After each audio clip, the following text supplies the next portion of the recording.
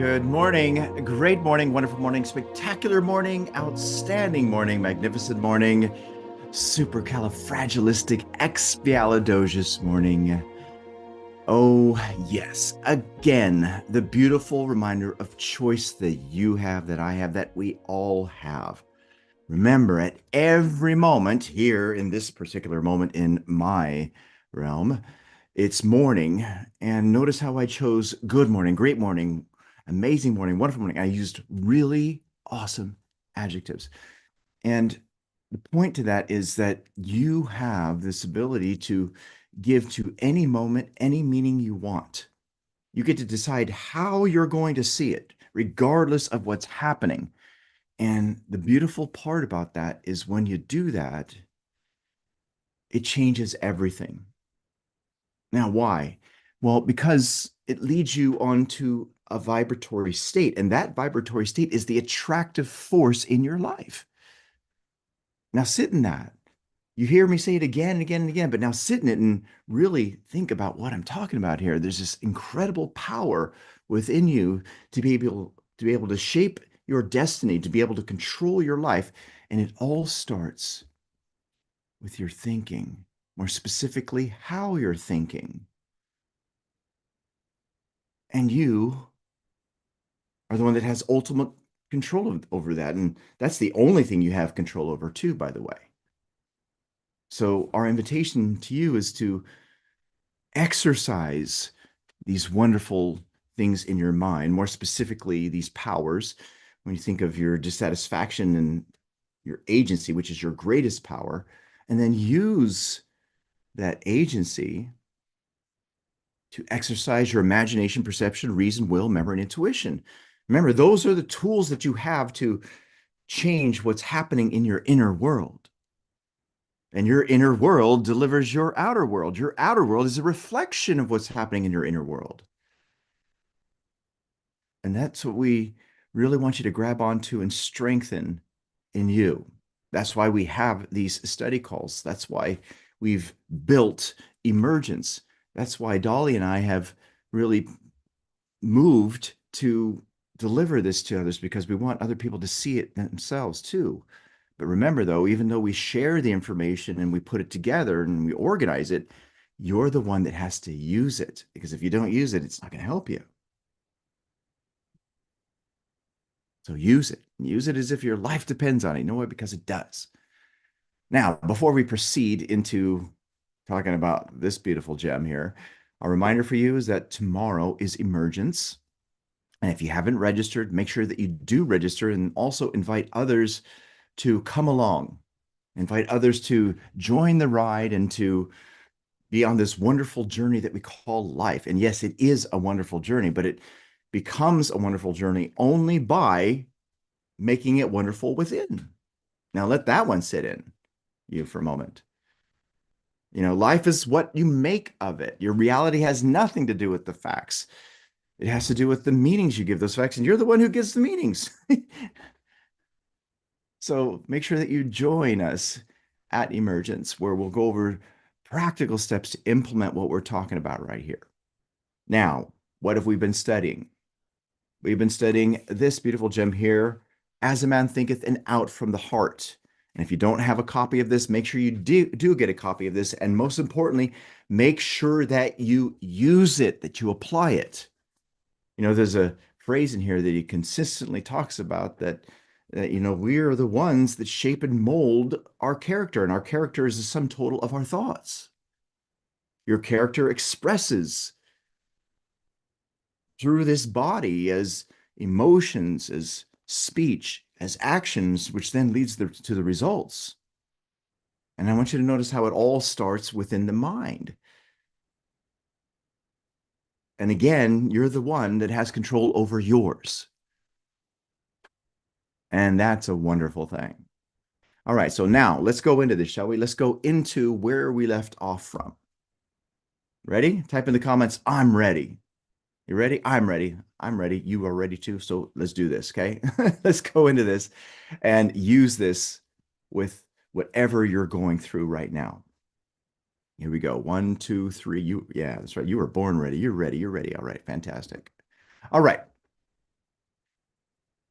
So, what's he saying here? This is on page 8. He says, as the reaper of his own harvest, man learns both by suffering and bliss.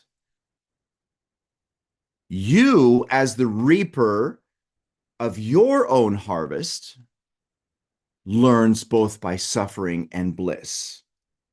In other words, you learn through your experiences. Now, what is the reaping that he's talking about? Because he's saying that you are the reaper of your life. I'm the reaper of my life. Reaping is what the harvest is in terms of results. How much you earn, what you do for work, your lifestyle, how you feel. Remember, feelings are feedback. Feelings are effects. That's something that's reaped because of something that has been sown. Whatever you sow, you reap. You reap what you sow. If you are feeling things that you don't like to feel, which then, by the way, leads to actions and then results, if you don't like that, you've got to deal with the cause. And what's the cause? The cause is thought. The cause is thought. Now, this is an important thing for you to get, because many times when people go into this cycle of negativity to where there's a lot of chaos inside, and next thing you know, there's worry, there's doubt, which then leads to fear. And that fear, as an effect, then turns into a cause, which leads to anxiety. Most people don't understand what's happening inside of them. And what happens is the habit of continued worry and doubt, which then leads to more fear, more anxiety, and it goes into a dangerous place. With that being said, it doesn't have to be, and it won't be if you understand what's going on and if you start using your mind. Remember, you have these tools in you to help you to change what's happening in your inner world, but this is where you've got to exercise those tools. And again, what are those tools? Your imagination, your perception, your reason, your will, your memory, your intuition. That's what you use to shape and mold the movement of what's happening in your mind. Change that, your life changes.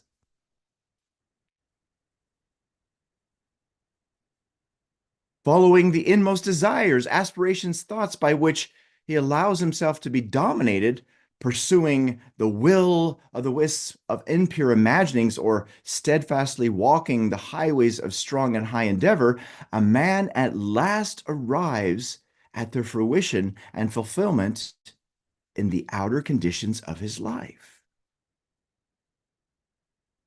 What's he saying? Well, he's simply saying that how you're thinking delivers the results of your life. Now, I need to address something here in this paragraph, though, because it's not correct.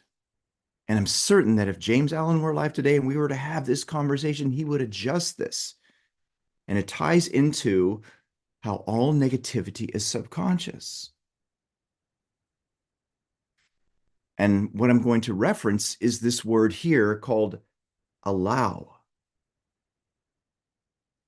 Here he says, following the inmost desires, aspirations, thoughts by which he allows himself to be dominated.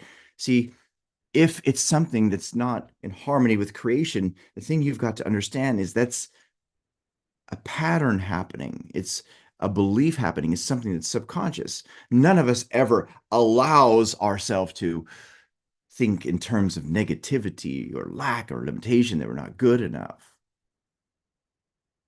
That's something that happens because the subconscious mind is enforcing what it feels as safe, which many times is rooted in negativity.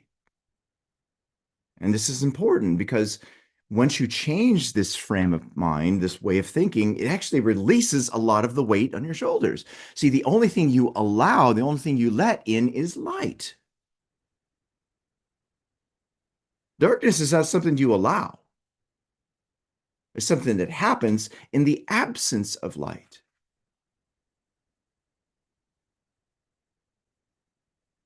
Now, think about the implications of this and understanding this and how different things would be in terms of how you feel with an understanding of this. Now, with this being said, remember, understanding only comes through practice, through implementation, through the experience.